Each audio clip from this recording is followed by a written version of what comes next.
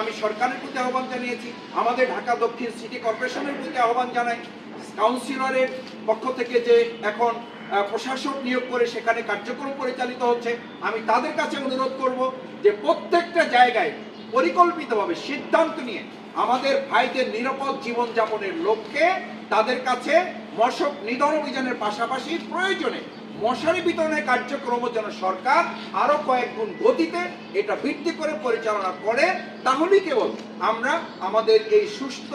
নিরাপদ, স্বাস্থ্যকর একটা ঢাকা মহানগরী দক্ষিণ উপহার দিতে সক্ষম হব ইনশাআল্লাহ। সেই প্রত্যাশা ব্যক্ত করে